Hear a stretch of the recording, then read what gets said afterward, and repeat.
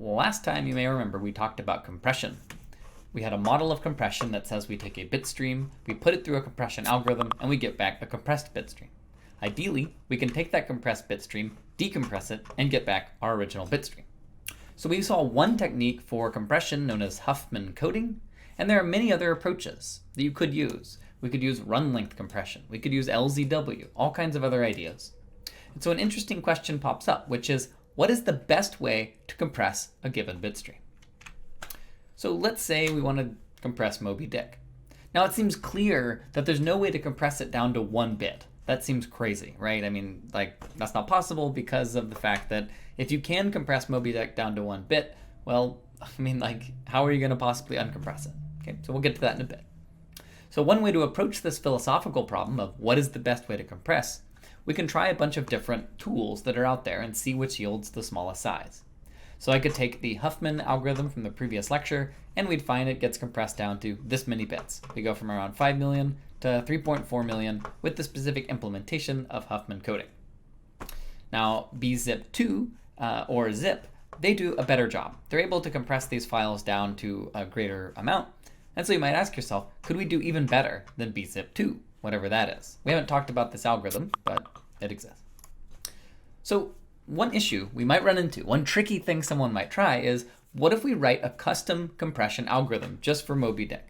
If the input to the decompressor is 0, we return Moby Dick. If the input is 1, we return the entire text of Great Expectations. For all other inputs, it just ignores that top bit and returns the rest. So most inputs would just be returned as themselves plus a front bit. But these two special inputs, Moby Dick and Great Expectations, will be compressed. So it would look something like this. You give me a bit stream, and the Great Moby Decompress algorithm says, if you gave me a bit stream, which is the number 0, I will return, literally, call me Ishmael. Some years ago, never mind how, and more not shown. The entire book. If we get back 1, we return all of Great Expectations. Otherwise, we just return the rest of the string. This is a valid compression and decompression algorithm. It does all the things it's supposed to. And what we find is that if we compress Moby Dick with it, the compressed size is 1 bit. Now this might seem a little silly, but it is worth considering because I want to know the best way to compress Moby Dick. This is an algorithm. It's a piece of code that could in theory work. So what do we want to do in order to exclude this kind of silly possibility? Well, the problem we have is our compression model. We were not taking into account the number of bits for the decompression algorithm itself. So for example, if we're talking about Great Moby, and the reason I'm calling it Great Moby is because it's for Great Expectations and Moby Dick specifically. It takes in the number 1, and it's a huge algorithm that has hard-coded in it the entire text of Moby Dick, and so it's very easy for that algorithm to return Moby Dick. So we proposed in the previous lecture an alternate compression model, and I'm just going to repeat it here because I don't know that it was totally clear in the previous lecture. So here what we're going to do is include the code for the decompression algorithm as part of the compressed output. So when the algorithm runs, the output will include not just the single bit for the compressed Moby Dick, but also the algorithm needed to decompress it. At this point, we could then feed that to an interpreter and we'd get back Moby Dick. So what I'm doing ultimately here is I'm putting it all in one big Java file where the top so many bits are the source code needed to do the decompression, and the bottom bit, in this case, is the compressed bit stream. Okay? So this alternate model of compression is more honest, and it will allow us to make a fair comparison.